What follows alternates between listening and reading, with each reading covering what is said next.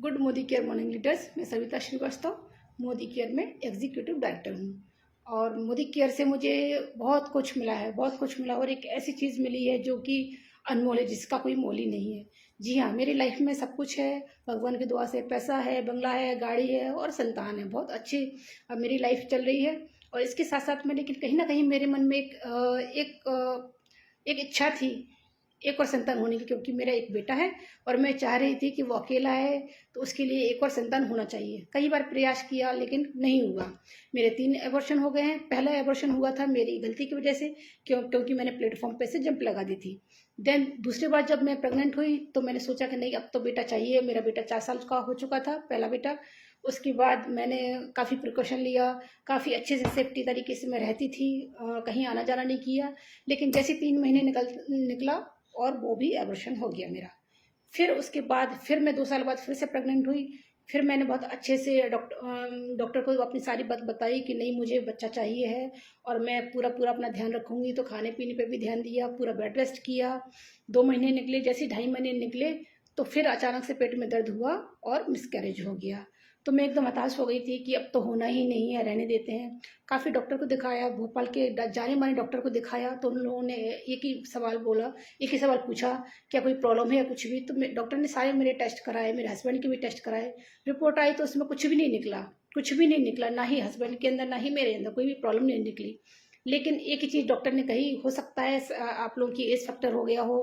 35 के बाद तो होना बहुत मुश्किल होता है। 38 मेरी एज हो गई थी, अब तो बहुत मुश्किल होता है, आप रहने दीजिए, मत करिए। ठीक है, एक मन में एक इच्छा बनी रही, लेकिन फिर भी मन मान के ये कंप्रोमाइज़ कर लिया कि ठीक है, अब नहीं हो रहा है, बार बार ऐसा होता है, कोई बात नहीं। देन मैं अपने काम में शुरू हो गई।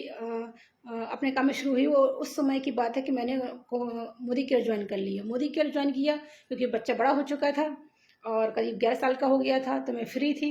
बहुत अच्छे से किया, ज्वाइन किया। उसके 6 मंथ बाद ही कोरोना आ गया। कोरोना आ गया तो सब कुछ बंद हो गया, बाहर निकलना बंद हो गया, सब चीज़ें। तो घर पर ही रिलैक्स होकर रहने लगी और कुछ कुछ ऐसा कुछ बाहर निकलने का था नहीं, तो काम भी कुछ नहीं किया।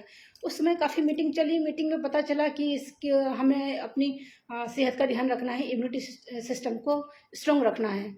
तो मैंने ज्वाइन ही नोनी से किया था। तो इसके बाद ही जैसे कोरोना लगा, मैंने multivitamin, calcium, iron, folic acid और फ्लेक्सीड ऑयल स्टार्टिंग में खाया। उसके बाद मैंने खाया क्रिल ऑयल खाया, रेड कोरियन जिनसिंग खाया और इंटेलेक्ट खाया। ये सब चीज़ें खाती रहती थी क्योंकि मुझे अपनी इम्यूनिटी को स्ट्रॉन्ग करना था।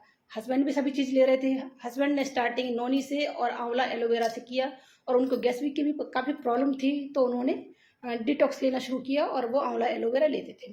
लेते लेते 6-7 महीने निकल गए और आराम से अपने मोदी केयर में मीटिंग अटेंड कर रही, इंजॉय कर रही थी। अचानक से मुझे पता चला कि मैं प्रेग्नेंट हो गई। तो मैं शॉक्ड थी, बहुत ज़्यादा शॉक्ड थी कि अब वो सारी प्रोसेस होगी, क्योंकि लास्ट टाइम जो मैं प्रेग्नेंट हुई थी उस समय मैंने बेड रेस्ट किया था, पिलो लगा के लेटी रहती थी। तो इतना ज़्यादा मैं हर्ट हो गई थी, टूट गई थी कि मैंने भी सोच लिया था अब नहीं। जैसे प्रेगनेंसी का पता चला, मैंने टैबलेट ले ली और मैंने खा ली। एक कोर्स पूरा किया, 1 दिन निकल गया, 2 दिन निकल गया, कुछ भी नहीं हुआ। तो मैंने दूसरी डोज लेके फिर से खा ली। उसके बाद भी कुछ नहीं हुआ। मैं डॉक्टर के पास गई, डॉक्टर को मैंने सारा पूरी अपनी हिस्ट्री बताई। उसके बाद ये सारी चीज़ें बताई कि मैंने 2 बार टैबलेट ले ली है और ऐसा ऐसा हुआ है। तो डॉक्टर ने बोला कि अभी तो देखते हैं, वेट करते हैं, 8-10 दिन का वेट करते हैं, उसके बाद आप आइएगा 15 दिन बाद। 15 दिन बाद मैं फिर से गई तो उन्होंने मुझे सोनोग्राफी कराने के लिए बोला। 21 दिन बाद सोनोग्राफी करने के लिए बोला। 21 दिन बाद जैसे ही मैं सोनोग्राफी कराने के लिए गई और रिपोर्ट देखी तो बच्चे की हार्ट बीट आ चुकी थी।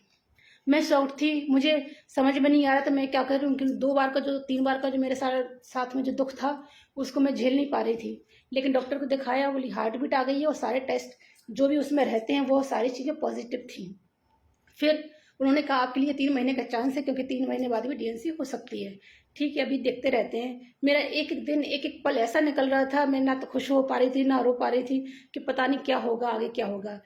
टाइम टाइम पर डॉक्टर हमारा टेस्ट करते रहे और उसमें देखते रहे। 5 महीने निकल गए, 6 महीने निकल, जी बेटा, 5 महीने 6 महीने निकल गए और लास्ट पूरा टाइम मेरा हो गया। और कब मेरा 9 महीना लग गया, ना ही हीमोग्लोबिन की कमी हुई, ना ही कुछ हुआ और बहुत अच्छे से मेरा बेटा हो गया। तो मुझे कोई दिक्कत नहीं हुई। इसके लिए मैंने जो सप्लीमेंट लिए मैं एक बार रिपीट करना चाहूँगी। मैंने नोनी स्टार्टिंग में 6 मंथ ली थी, डिटॉक्स, आंवला एलोवेरा, उसके बाद स्पारुलिना खाई, मल्टीविटामिन खाई, रेड कोरियन जिनसिंग खाया, इंटेलेक्ट खाई, सारी चीज़ प्रोटीन पाउडर पीती रही मैं। तो यहाँ तक कि प्रेगनेंसी टाइम पे मैं मोदी केयर के ही प्रोडक्ट पीती रही। तो बहुत अच्छे से मेरा ना तो हीमोग्लोबिन की कमी हुई, ना ही मुझे ग्लूकोज की किसी भी चीज़ की कोई कमी नहीं हुई, और मेरा बेटा एकदम स्वस्थ है, मस्त है।